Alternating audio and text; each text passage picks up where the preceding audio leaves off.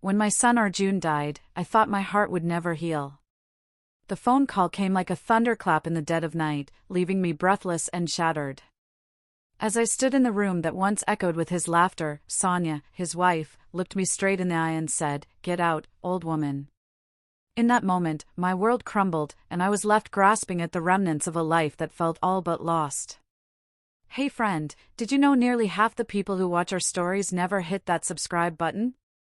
If you're one of them, your support means everything. It helps us keep bringing you more emotional and unbelievable stories like this one. Stick around till the very end. It gets worse before it gets better. And drop a comment letting me know where you're watching from. I'd love to see how far this story reaches. Don't forget to like, subscribe, and turn on the bell so you never miss the next story. When Arjun died in that terrible accident, the world I knew shattered into 1,000 pieces. The news came late at night, a phone call that left my hands trembling and my heart sinking into an abyss I could not escape. Arjun, my only son, was gone. The pain was unbearable, but I held on to the fragile hope that somehow, I could still be part of his life, part of his family. The funeral was a blur of sorrow and numbness. Friends and relatives whispered their condolences, but none of it penetrated the cold wall that had risen between me and Sonia, Arjun's wife. I thought she would be my ally in grief, a daughter-in-law who shared my loss. Instead, she looked at me with eyes I barely recognized, hard, distant, and unforgiving. After the final prayers, as the crowd began to disperse, Sonia approached me. Her voice was low, but every word was like a blade slicing through my heart. "It's time for you to leave the house, Mira," she said, her tone icy. "You're just a burden now. We need space to move on without you." I stood frozen, my hands clutching the edge of the wooden pew. That house, Arjun's home, had been my refuge, the place where I had raised him, where we had celebrated birthdays and festivals together. Now, it was a place where I was no longer welcome. I wanted to scream, to beg her to reconsider, but my voice caught in my throat. Sonia's words echoed in my mind as I walked through the familiar rooms one last time. The walls seemed to close in on me, each corner filled with memories of Arjun's laughter, his warm presence.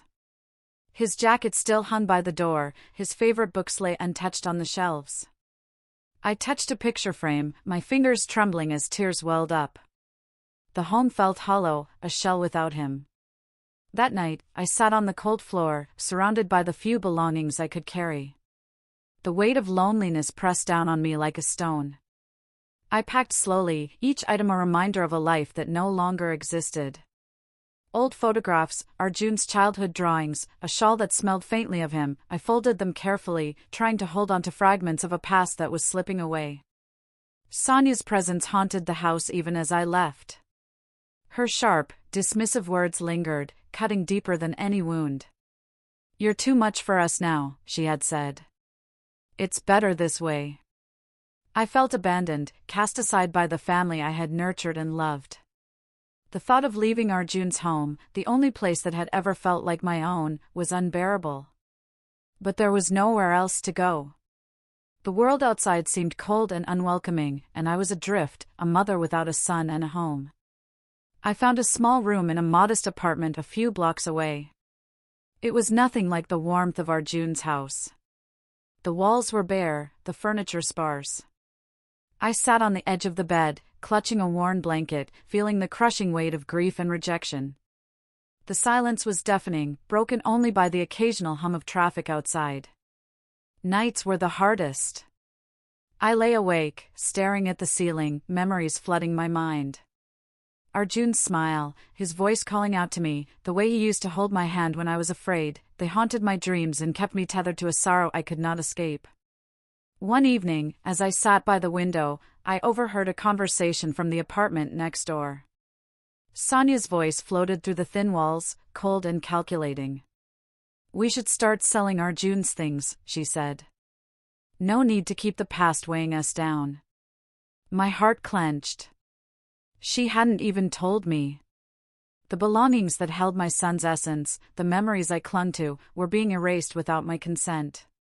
It felt like a final betrayal, a cruel erasure of Arjun from our lives. The days that followed were a blur of tears and silence. I wandered through the city streets, invisible to the world, carrying the weight of my grief alone. Friends who had once offered comfort grew distant, unsure how to reach me. I felt like a ghost, a shadow of the mother I had been. Still, beneath the despair, a tiny flicker of something else remained, a stubborn refusal to disappear completely. Arjun had been my heart, but I was still here, still breathing, still holding on to the hope that somehow, I could find a way back into the family I had lost. Each morning, I forced myself to rise, to face the day even though it felt empty. I visited the temple, lighting a candle for Arjun's soul, whispering prayers for strength. The days stretched endlessly, but within me, a quiet resolve began to grow. I knew this was only the beginning of a journey I never wanted to take. The pain was raw, the wounds fresh, and the path ahead uncertain. But I was not ready to give up on the family I had loved so fiercely, or on the memories that still lived within me. As I folded Arjun's old sweaters, now packed away in a cardboard box, I whispered a promise to the empty room. I will not be forgotten. I will find a way to keep you close, for Maya, for all of us. The night was long, and the silence heavy, but somewhere in the darkness, I felt the faintest glimmer of hope. The journey was far from over, and though I was broken, I was not defeated. The small apartment where I now lived was a far cry from the warmth and familiarity of Arjun's home. It was a cramped, bare space, for pale walls, a single window that looked out onto a gray alley, and a threadbare mattress on the floor. I had no pictures on the walls, no cherished mementos to soften the emptiness. Every corner echoed with silence, a stark reminder of everything I had lost. Each morning I woke to the same cold reality. The loneliness wrapped around me like a suffocating shroud. I was adrift, a woman erased from the life she had known, invisible to the family that once held me close. The grief I carried was a heavy burden, but the sting of rejection cut even deeper. Sonia's words, her callous dismissal, replayed in my mind endlessly. You're a burden. You're too much for us now. I tried to reach out to old friends, but their sympathy felt distant, their voices hesitant. Some avoided me altogether, uncertain how to handle the raw pain I carried. I understood. I was a reminder of a loss they could neither fix nor fully comprehend. I sank further into isolation, my days marked by a dull ache that no medicine or prayer could cure. The city outside moved on without me. I watched families laugh in parks, children play in the streets, couples walk hand in hand. Their lives seemed untouched by the relentless shadow that darkened my world. The warmth of connection felt like a distant dream, one I was no longer entitled to. One afternoon, as I sat on the threadbare mattress, clutching a worn shawl that smelled faintly of Arjun, I overheard a conversation that shattered what little fragile peace I had left. Sonia's voice drifted through the thin walls from the apartment next door. We need to get rid of Arjun's things, she said, her tone practical, almost cold. They're just reminders of the past. No point in holding on to them. A chill ran through me. The possessions that held my son's essence, the books he loved, the clothes he wore, the photographs that captured moments frozen in time, were being discarded without a word to me. The woman who had once shared his life was erasing him piece by piece, and I was powerless to stop it. I sat there, trembling, the weight of betrayal pressing down on my chest. It was not only the loss of Arjun that tore me apart but the erasure of everything he had been to me and the family we were supposed to be.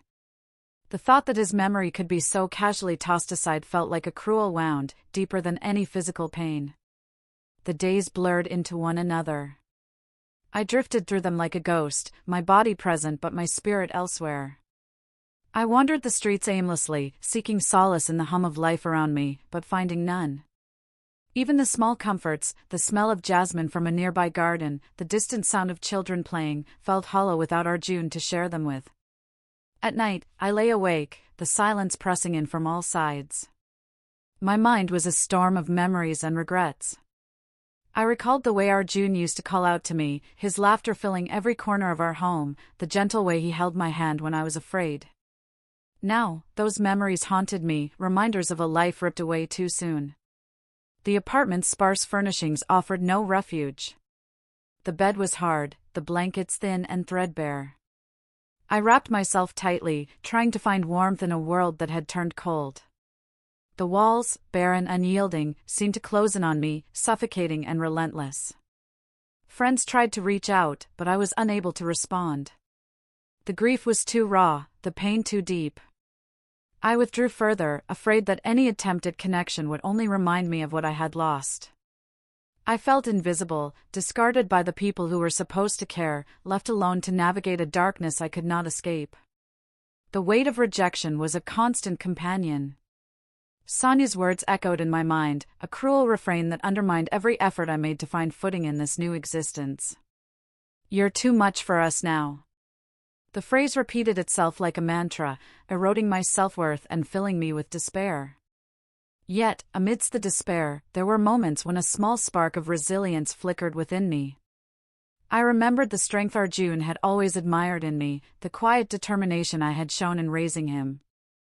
I forced myself to rise each morning, to face the day even when it felt unbearable. I visited the temple regularly, lighting incense and offering prayers for Arjun's soul. Those moments provided a brief respite from the loneliness, a connection to something greater than myself. I whispered hopes for healing, for strength, for a way forward that still seemed out of reach. One afternoon, as I sat in the temple courtyard, an elderly woman approached me. She had kind eyes and a gentle smile, and she spoke softly, "You carry a heavy burden, Mira. But you are not alone." Her words stirred something within me, a fragile thread of hope that maybe, just maybe, I could find a way back from the edge of despair. Back in the apartment, I found myself beginning to organize the few belongings I had salvaged. Each item was a fragment of a life that felt suspended between past and present. I touched Arjun's favorite book, the pages worn and familiar, and a surge of love and sorrow washed over me. It was as if he were still there, whispering encouragement to hold on. Still, the shadow of Sonia's plans loomed large. The thought that she intended to sell Arjun's possessions without my consent felt like another betrayal. It was as if I were being erased not only from the home but from the memories and legacy of my son. I knew I could not remain silent. Despite the pain and fear, I resolved to find a way to assert my place in this fractured family. The road ahead was uncertain and fraught with obstacles, but I refused to disappear without a fight. Late that night, I sat by the window, gazing out at the city lights twinkling in the distance. The world carried on, indifferent to my sorrow, but within me, a quiet fire was beginning to kindle. I would gather the strength to reclaim my voice, to protect the memories of Arjun, and to find a way back into the life that had been torn apart. The isolation and inner turmoil were far from over, but deep inside, a seed of determination had been planted. I was broken, yes, but not defeated. The journey to healing was only beginning, and I was ready to face whatever lay ahead. Just as the weight of loneliness and despair threatened to crush me completely, a call came that would change the course of my shattered life. It was Anil, a distant relative I barely knew, reaching out with news that felt like a lifeline thrown across the void. His voice was steady and kind as he explained that Arjun had quietly set aside savings specifically to ensure my well-being. I sat motionless, the phone pressed to my ear, hardly daring to breathe. Arjun, even in death, had been thinking of me, shielding me from the storm that had engulfed us all. The thought that he had planned for my future filled me with a bittersweet mixture of sorrow and relief. But there was more. Anil revealed that Arjun's will named me as the guardian of Maya, their young daughter. My heart clenched at the sound of her name, my granddaughter, the last living thread connecting me to my son. The revelation was both a gift and a challenge. It meant that Sonia's cold dismissal was not the final word, there was a legal and moral truth that could not be ignored. For the first time in weeks, a flicker of hope ignited within me. Arjun had not abandoned me. He had taken steps to protect me, to ensure that Maya would have the love and care only a grandmother could provide. The knowledge transformed my despair into determination. I spent hours poring over the documents Anil had sent, clinging to every word as if they were lifelines. Arjun's foresight was clear, he had seen the fractures in our family, the tensions that might arise, and had acted to secure a future where Maya would be safe and loved. The thought of reclaiming my role as protector and caregiver for Maya gave me a renewed sense of purpose. The days of feeling invisible and discarded began to fade, replaced by a fierce resolve to fight for the granddaughter I adored. I began to plan quietly, knowing that I would have to tread carefully. Sonia's bitterness and resentment had already cost me so much. I feared what resistance I might face. But the knowledge of Arjun's will was a shield that gave me courage. With Anil's help, I connected with a lawyer who specialized in guardianship cases. The process was daunting, filled with legal jargon and procedural hurdles, but each step forward felt like a victory. I was not just a grieving mother anymore, I was an advocate for Maya's future. As I prepared to meet Maya again, my heart was a mixture of love and apprehension. I had not seen her since the funeral, and the thought of stepping back into her life, fractured and fragile as it was both daunting and necessary. The day I went to see her, I carried a small bag of her favorite toys and clothes. When Maya opened the door, her eyes wide and uncertain, I knelt down and held out my arms. She hesitated, then slowly stepped forward, resting her head against my shoulder. In that moment, the years of grief and rejection melted away. I felt the warmth of connection, the unspoken bond between grandmother and granddaughter that even sorrow could not sever. Over the following days, I watched Maya begin to unfold, her guarded expression softening as she found comfort in our shared memories of Arjun. We talked quietly about her father, about the stories he had told, and the dreams he had for her. Sonia's true intentions became clearer to me with each passing day. Her attempts to distance me from Maya were met with firm resolve. I was no longer willing to be pushed aside, to be excluded from the life that was rightfully mine and Maya's. I set boundaries, gentle but unyielding, prioritizing Maya's emotional health above all else. I became her protector in every sense, a guardian not just of her physical well-being but of her heart and soul. The transformation within me was profound. The despair that had once consumed my days was replaced by a steady strength, fueled by love and the legacy Arjun had left behind. I was no longer a woman broken by loss, I was a grandmother determined to reclaim her place in her granddaughter's life. Each morning, as I prepared breakfast for Maya, I felt a sense of normalcy returning to our lives. The house, though modest, was filled with laughter and warmth. We shared stories, played games, and slowly, the wounds of the past began to heal. I kept Arjun's belongings carefully preserved, weaving his presence into our daily lives. His favorite chair sat by the window, his books lined the shelves, and his photograph smiled down on us. Through these tangible memories, Maya and I kept his spirit alive. Sonia's attempts to interfere were met with quiet but firm resistance. I knew the path ahead would still be fraught with challenges, but I was no longer afraid. The love I had for Maya, and the promise I had made to Arjun, gave me a strength that could not be broken. One evening, as I tucked Maya into bed, she looked up at me with eyes full of trust and whispered, "Grandma, I'm glad you're here." Those words settled deep within my heart, a balm to the wounds of the past and a beacon lighting our path forward. I knew that together, we would face whatever challenges lay ahead. The journey was far from over, but I had found my purpose anew, to protect Maya, to honor Arjun's memory, and to rebuild the family that had been torn apart. The love that bound us was stronger than any hardship, and I was ready to fight for it with every fiber of my being. Moving into a new home with Maya was both a daunting and hopeful step. The apartment we chose was modest, but it symbolized a fresh start, a place where we could begin to heal together. As I unpacked boxes filled with her clothes, toys, and Arjun's cherished belongings, I felt a mixture of sorrow and determination. This was not just a new address, it was a sanctuary where love would grow amidst the memories of loss. Maya was understandably shy at first. The weight of her father's absence hung heavy on her small shoulders, and the changes around her were unsettling. But slowly, as days turned into weeks, she began to open up.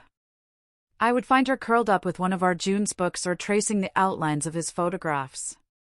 Each smile she shared was a victory, a small step toward reclaiming the joy that grief had stolen. Every morning, I prepared breakfast while Maya sat at the table, her eyes brightening with curiosity and warmth. We talked about Arjun, sharing stories he had told me about his childhood, his dreams, and his love for his daughter. These conversations were a bridge connecting past and present, allowing Maya to feel her father's presence in our daily lives. I made it a point to preserve Arjun's belongings carefully, treating them as sacred relics of a life that had shaped ours.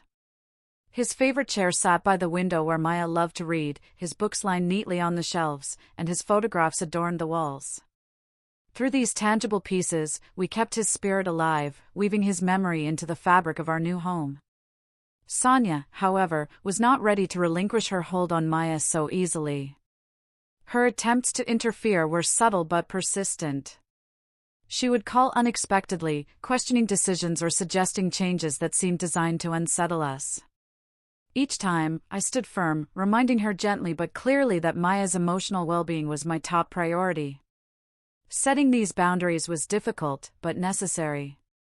I understood that Sonia's grief had taken a different shape, one marked by anger and resentment. Yet, I refused to let that bitterness dictate the environment I was creating for Maya.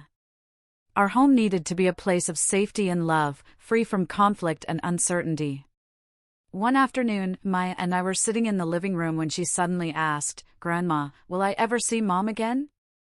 Her voice was small, tinged with both hope and fear. I took her hands gently in mine and replied, "Yes, sweetheart. When the time is right, we will make sure you have both love and peace in your life." That conversation was a turning point. It reminded me that healing was not just about preserving the past but also about building bridges for the future. I began to reach out to Sonia with openness, hoping to find common ground for Maya's sake. Though our interactions were cautious and sometimes strained, I held on to the possibility that, over time, we could mend what had been broken. In the evenings, after Maya had fallen asleep, I would sit quietly, reflecting on the journey we had undertaken. The pain of losing Arjun was still raw, but it no longer consumed me entirely. Instead, it fueled a quiet strength, a commitment to honor his memory by nurturing the family he loved. I found solace in small rituals, lighting a candle by Arjun's photograph, cooking his favorite meals, and telling Maya stories about the man who had been her father. These acts of remembrance were both a tribute and a healing balm, allowing us to grieve while also moving forward. Friends and neighbors began to notice the change in Maya. Her laughter returned, tentative at first but growing stronger with each passing day. She started attending school regularly, making new friends, and participating in activities that brought her joy. Watching her blossom was the greatest gift I could have hoped for. Through it all, I remained vigilant against any attempts to disrupt the fragile peace we had built. When Sonia's calls became more confrontational, I sought legal advice to ensure that Maya's rights and well-being were protected. It was a difficult balance, standing firm while remaining compassionate, but one I was determined to maintain. One afternoon, as we were decorating the apartment for Maya's birthday, she turned to me with a bright smile and said, "Thank you, Grandma, for making me happy again." Her words filled my heart with a warmth that no sorrow could extinguish. I realized then that our new home was more than just a shelter, it was a testament to resilience, love, and the enduring bond between grandmother and granddaughter. Together, we were creating a future where healing was possible, where memories of Arjun could coexist with hope and joy.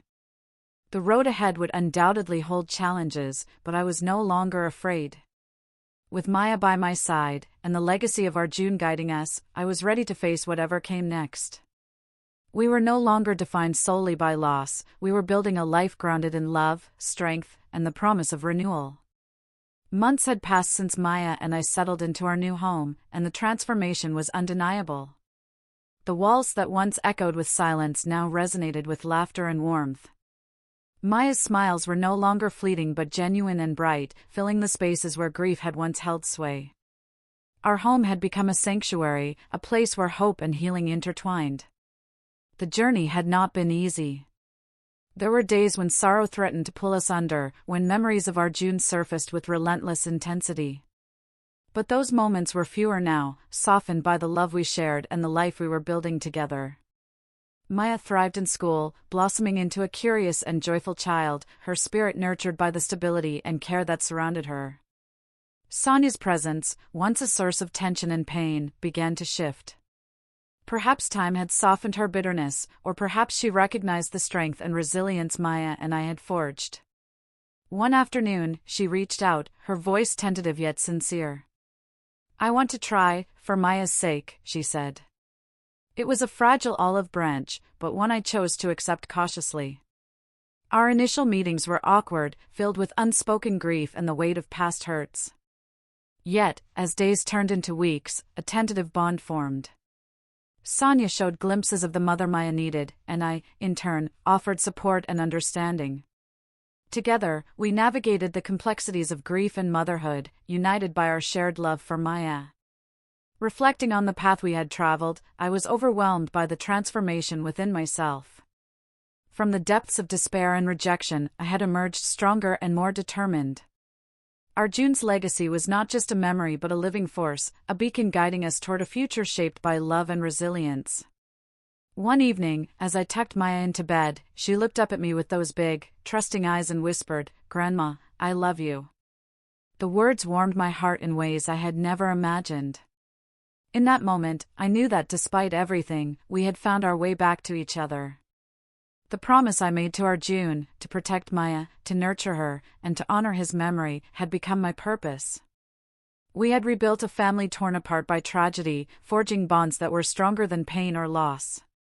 Together, Maya, Sonia, and I looked forward to a future filled with healing, laughter, and the enduring strength of love.